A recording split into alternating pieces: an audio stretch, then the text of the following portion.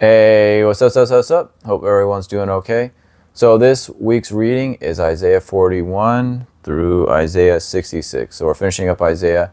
And when I was reading Isaiah, it was interesting because there is I feel like God speaks a lot in Isaiah.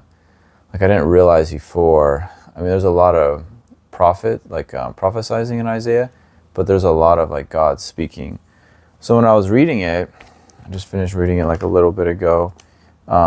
It's a lot of God talking about, but now thus saith the Lord that created thee, O Jacob, and he that formed thee, O Israel. Fear not, for I have redeemed thee. I have called thee by thy name, thou art mine. When thou passest through the waters, I will be with thee, and through the rivers, they shall not overflow thee. When thou walkest through the fire, thou shalt not be burned, neither shall the flame kindle upon thee. For I am the Lord thy God, the Holy One of Israel, thy Savior.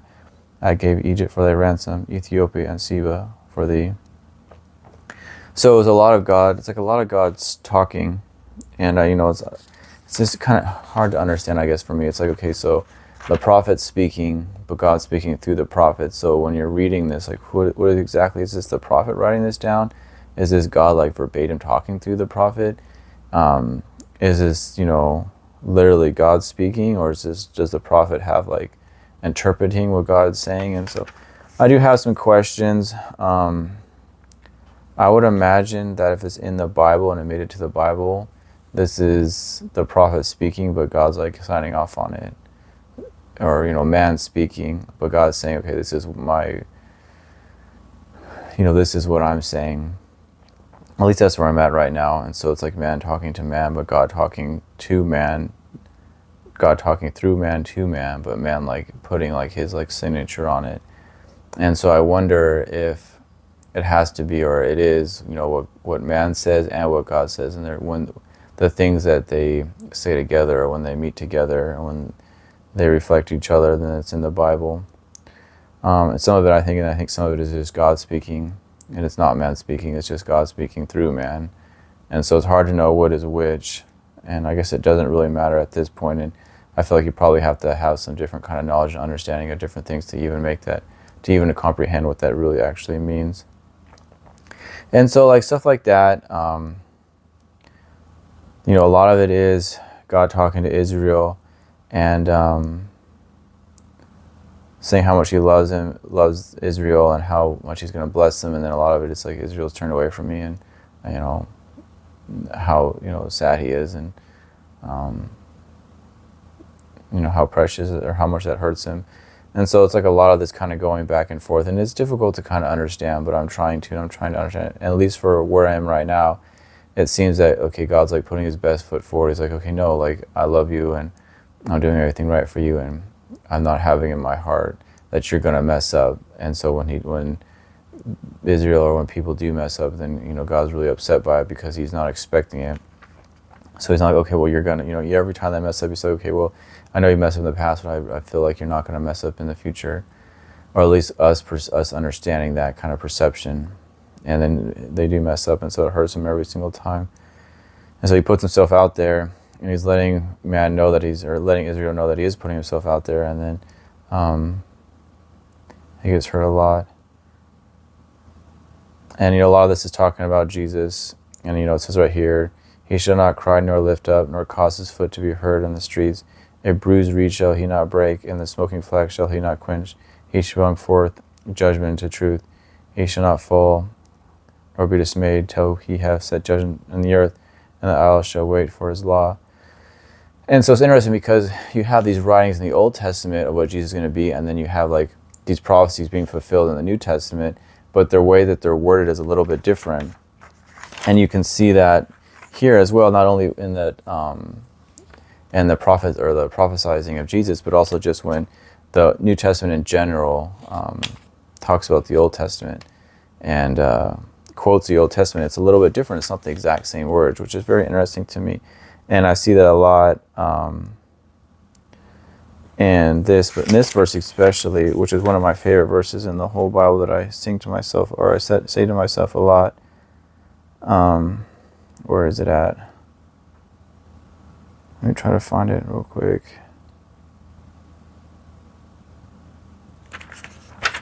Where is it at?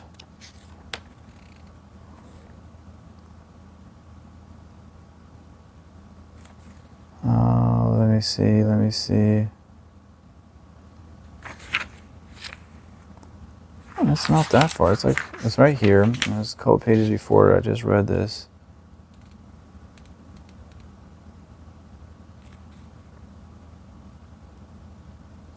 Where is it at?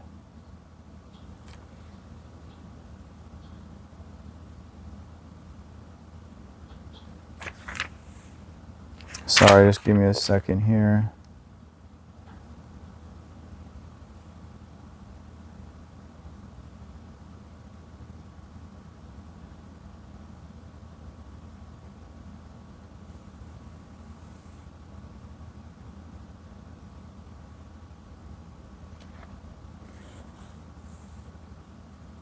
Oh yeah, right here. I don't know why it took me so long to find. I was like right there over and over again, but for some reason it took like a minute to find. Sorry about that. So it says right here, it says, "For since the beginning of the world, men have not heard, nor perceived by the ear, neither have the eye seen, O God, beside thee, what he hath prepared for him that waiteth for him." So once again, "For since the beginning of the world, men have not heard, nor perceived by the ear, neither have the eye seen, O God, beside thee, what he hath prepared for him that waiteth for him." But in the New Testament, it's they quote it as, "No eye has seen, nor ear heard, or entered into the heart of man what God has prepared for them that loveth him." And so it's pretty much the same, right? But instead of loveth, it's waiteth, but it's said a little bit differently. And it's just quoting the Old Testament, and the New Testament quotes this. But it's not exactly the same, but it's meaning the same thing. And I think it's like not what you say, it's the message that you convey. And I think that this articulates this, and this is like an example of this. And so I have this new thing also too, where it's like you have, like people always ask for, okay, what's your evidence? What's your proof of something? And, a lot of people use academia, or they use, so-called science, and they'll say, okay, these are the things that happen, and this is my proof, and this is my evidence. Or you have like a case, and this is my proof, and this is my evidence. But I think in a lot of my reasoning that I have, because academia doesn't reflect reality, and so you can't go look back and say, in history this happened, because there's nothing in history that is actually accurate, so you don't really have evidence of past events except for in the Bible. But there's a lot of history of man that's not in the Bible, at least in the last 2,000 years, or supposedly 2,000 years. I don't even know about that anymore. Like, I'm just so, like, I don't even understand. Like, I feel like it's just all, like, history's made up. I think even, I'm to the point where I don't even know if the times are actually accurate, if we're actually in the year 2000. And because, a couple hundred years ago, you wouldn't even know what year it was. And so I don't even know if the times are accurate and the years are accurate. Like, I'm so far, like, not believing what the authority tells us is reality, that I don't even know if that's true. But at any rate, so you can't really take into man's history, okay, well, this happened, 400 years ago. You have like the Renaissance, and you have the Napoleon Wars, and before that you have at the fall of Rome, and then like the different countries that came about that, and you have all this different stuff that happened. But I don't believe any of that's true. I think that's Lord. So you can't really go back and say, okay, what's your evidence and what's your proof of these events? And I feel like my proof is logic and my evidence is wisdom. And so those are the things that I rely on for proof, and proof is logic. And if you can follow the logic and follow it accurately, then that's proof, because the logic is 100% is from God, and it's not like it's the same today than it was yesterday, and it'll be the same tomorrow that it is today, and it's true today. And so logic is my proof, and then wisdom is my evidence. Okay, so wisdom is evidence because it's, wisdom can be hard to understand, and it's, it's somewhat arbitrary in some regards as far as the way that it's communicated. And so I think that it's more like, it's not a proof, it's just evidence. Wisdom is evidence, but logic is proof, because logic is 100% accurate. And so logic is proof and wisdom is evidence. And those are the things that I bring to the table. But okay, what's your proof this is happening, or what's your evidence this is happening? Well, my proof is logic. Logically, this is what's happening. Like, it's okay, well, how do you know it's all deception around you? Because they're deceiving. Like, you look at logically what's happening around the world, you can see that how there's like a lot of sin, and you can see that what's portrayed to us is inaccurate, and it's not the truth at all. And I can see that, okay, in my life especially, the things that are happening around me right now, people are deceiving me, and the people are deceiving me around me in a micro way, then I would imagine logically, then in a macro way there's also deception. And so the more bridges you gap, though, between like this, because of this, then that, then it's harder for people to follow. So you want to have like a limited amount of bridges to gap. And I can just say, okay, in my micro world, if everybody around me is perceiving me, then it's very likely in the macro world, everything else is also being deceived and it's deception. And so that's logical, so that's my proof. And, my proof is this is true, but my evidence is, okay, well, this is wisdom, because I don't know for sure if everything around me is being deceived, is deceiving me. Like, what's my different events that are happening in my life that are showing that it's deception? Okay, I could take each of these events and I can see this as wisdom, and I'm taking these and I'm trying to communicate why this is happening. But I think that logically, if it's happening microly, it's probably happening macroly. And so I think that's like logic, that's like proof. It's a probable because it's not 100%. But this is how I use logic, and I use wisdom as my proof and my evidence to try to figure it out or to do a point. And so that's something I'm trying to think is obviously not perfect, and it's hard to convey the message correctly. And sure, I'm not articulating it perfectly, but as I progress through life and I progress in my situation that I'm at, and try to make sense of the world that surrounds me, and unlearn what I've already learned, and try to bring myself closer to God, then I feel like I'm getting closer to being able to understand what's happening, and then be able to articulate so others can understand it as well. So that's kind of the path that I'm on, and I'm trying to figure it out. So real quick though, I spent a lot of time going over those basic things, so I want to go over, because we had the different events on each day. And then, so Monday I have, they shall be greatly ashamed that trust in graven images, and I think that's obviously very true. If you trust in something else that's not God, you're going to be ashamed. At the end of the day, it's going to fall apart, and everything that you build and everything that you try to do is going to be destroyed. And then for Tuesday, I said I have my main event that I'm having, because remember, Monday through Friday is each a different event.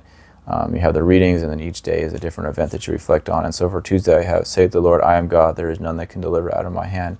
And I guess for some reason, at least people back in the day, I would imagine, once again, it's logical. So this is the proof that I'm bringing to the table, is that this was done. So that's the proof this was done, because the Bible is 100% accurate. And then I take wisdom, and I'm okay, if it's happened back then, it's probably happening to now to some degree. And so that's the wisdom that I put in. So I take the proof of what's happened, and I take the wisdom that if it has happened in the past, it's probably happening as well now. Then those are the two things that I come to the conclusion that this is probably happening now, and so that I can adjust my surroundings and adjust the way that I behave myself accordingly.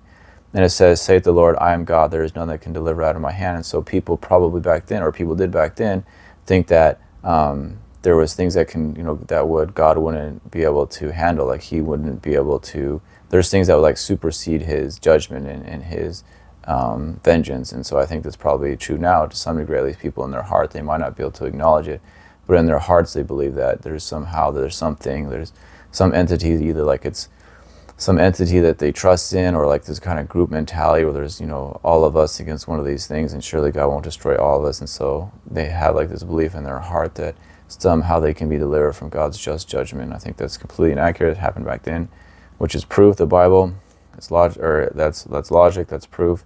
And then through wisdom, if it's happened back then, it's probably happening now to some degree. And then other evidences too is sometimes I say things. For me, I'll take the evidence of myself, of my own situation, and sometimes okay, I won't say something, but in my heart I feel something differently. And so, but I think that people are intelligent enough that they wouldn't voice that kind of idea, where that somebody can deliver out of God's hand, whether it be a mob mentality or some other entity that they trust in, but in their hearts they might believe differently. And so a lot of times I'll say something, but in my heart I believe something differently. So I'll take those two evidences of what's happened, or take the proof, which is the Bible, and I'll take the evidence of what's happened in the past is probably happening in the future, and I'll take the evidence of using my own life and my own situation that I have, and then I'll come to the conclusion that this is probably happening now, and it might be one reason why people are just not making the correct choices, I feel like. And then Wednesday I have, woe unto him that striveth with his maker. And I think this is true, okay, well, whoa, okay, you don't think it's a big deal, but it's really really problematic, those that strive with their maker and go against their creator. And it's not only woe in their life and pain, but it's just completely just utterly and hopeless. And so this is the woe of hopelessness to those that strive against their maker. And I feel like that is just super obvious. And I think people know that once again in their heart they might believe something differently. And Thursday I have, for thou hast trusted in thy wickedness, thou hast said, none seeth me. So once again, this is proof in the Bible, and then I use the evidence of what's happened in the past is probably happening now. And I could come to the conclusion of what I believe or what I think is reality. And I would say that A lot of people, same thing, and same thing with their heart. They might not voice it, but in their heart they believe that no one sees them. God doesn't see them in their either God doesn't see them, or that somehow their sin's covered, and so it's not revealed to God, or it's not made known to Him, and so they can get away with it. And I believe that that's something that, through deception, which is surrounding you, that people deceive, and so they really deceive themselves, and so this is the outcome, and that they get this deception that they believe this, or they get this in their heart that this is reality, and it's just not, because God sees it, and a lot of these things aren't covered up, and God not only sees it, but He acknowledges it, and will act accordingly. And then Friday, I put that one verse where men have not seen or perceived or waiteth those that are, men have not seen, heard, or perceived what awaits those that waiteth for the Lord. And once again, that's a little bit different than the New Testament when it's quoting the Old Testament. Is no man has seen, nor ear heard, or entered to the heart. No eye has seen, or ear heard, or entered to the heart of man what God has prepared for those that love Him. And that's a little bit different, so I already went over that. But that's what I have on Friday. But like I said, I try to keep these at around 15 minutes. I can go on and on and on and on. I don't want to take over people's time. Time is so precious. But I hope that I'm making, some progression. And obviously, or not obviously, but since I was able to make this video earlier today, I think that I can, since it's early in the day, and usually my days off, I spend a lot of time doing other things. By the time at the end of the day, I'm pretty brain dead. But since I did this video early in the morning, I'm able to kind of bring more to the table, not being as brain dead as I usually am at the end of the day, which is probably reflected more in this video than kind of the tiredness and loss of thought that I exhibit in my other videos. But hope everyone's doing okay. God bless, and happy truth seeking.